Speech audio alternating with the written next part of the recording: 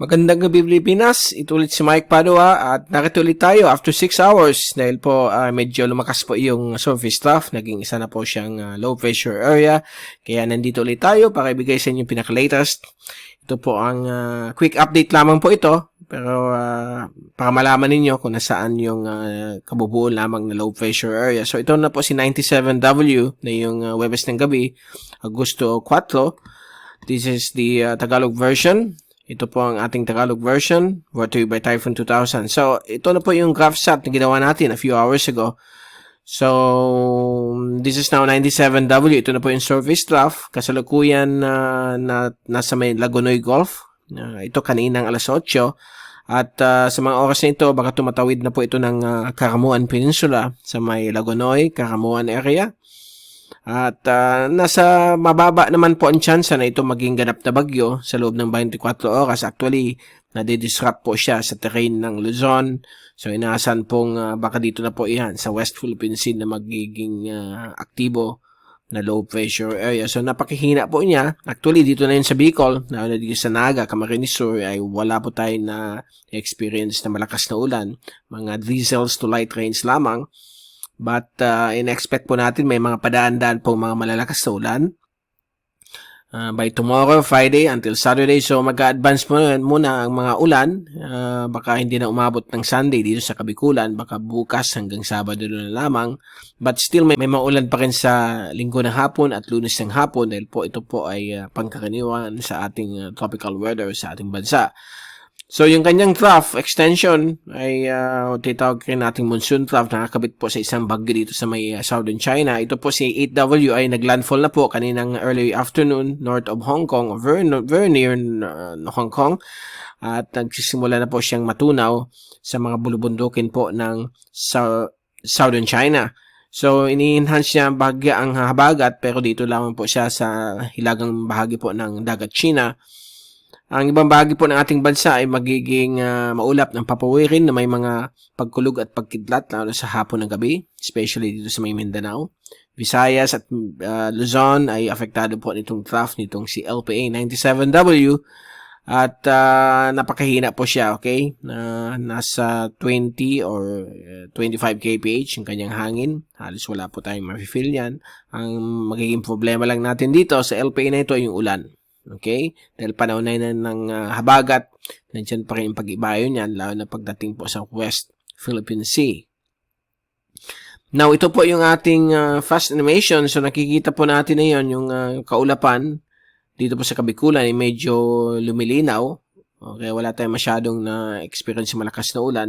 Nasa periphery po ang mga ulan na yun, lalo na sa may Northern Quezon, sa Southern Quezon, dito rin sa Kabisayaan. So, tingnan natin na yun ang zoom-in satellite animation mula sa windy.com simula kaninang mag-alas 6 na ng gabi. Kung gagamitin natin ang visible, makikita ninyo na ang kaulapan ay lumayo sa Kabikulan dahil po mahina po siyang weather system. So, pag landfall niya po dito sa may northern portions ng Camarines provinces, itong LPA halos hindi natin na feel yung hangin dahil naka-disorganized po siya. Yung ulap nasa periphery niya, wala masyado doon sa malapit sa sentro. But inaasahan po natin na darating mga ulan sa loob ng mga ilang oras. Makita po natin may mga bagong nagpo-form na yun mga thunderstorms sa may north of Partido District ng Camarines Sur, and inaasahan pong magpapaulan sa atin bukas, pabugso-bugso, on and off. At hanggang Sabado po yan. But sa Linggo ay unti-unti na pong hihina yung mga ulan. Although may mga rains pa rin sa hapon ng gabi dahil normal po ito sa tropical weather natin. So dito rin po sa may Visayas, malalakas na thunderstorms dahil po sa trough nitong si LPA 97W. At dito rin po sa may Eastern Luzon from Northern Quezon hanggang Southern Quezon. Ibang portions po ng Calabarzon, kasama po ang Metro Manila. At sa darating pong weekend, lalo na po bukas at Sabado, magpapaulan na rin po sa gitnang Luzon. So mag-ingat po sa mga posibleng pagbabaha at mga landslides sa mga hazard prone areas ng mga lugar na binabanggit natin. Now, ito po yung rain forecast susunod na 3 araw hanggang sa darating pong Linggo. At actually, hanggang 4 na araw po ito hanggang Lunes. Bukas po ng alas 8 ng umaga, Biyernes, inaasahan po yung LPA na lalabas po dito sa may coastal areas po ng Daet Camarines Norte. So, pwedeng nandyan po siya. At yung mga ulan ay makaka-apekto pa rin dito sa Kabikulan at ibang portions po ng Eastern Luzon from Northern Quezon at dito rin sa may Southern Quezon area at ibang portions po ng Calabarzon.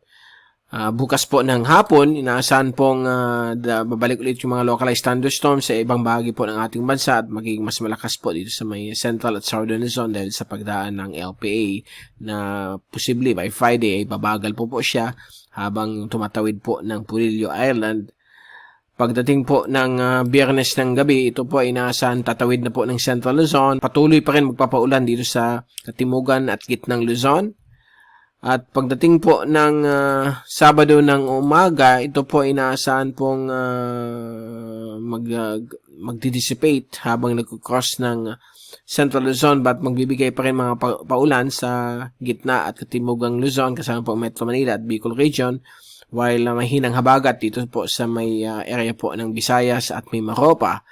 Sabado po ng hapon, inaasahan po natin na unti-unting lalabas na po sa may West Philippine Sea, west of Central Luzon, itong si LPA 97W at still magpapaulan po sa malaking bahagi po ng Luzon at Visayas at Mimaropa dahil po sa konting habagat. Samantala, mga localized thunderstorms ay patuloy na magper-persist sa Mindanao.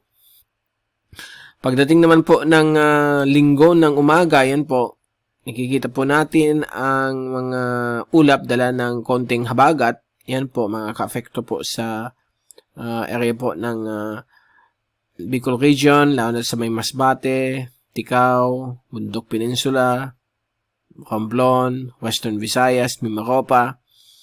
At sa linggo ng hapon, ayan na naman po ang mga thunderstorms sa iba't ibang bahagi po ng ating bansa, sa may Luzon, dito rin po sa may Mindanao at Eastern Visayas.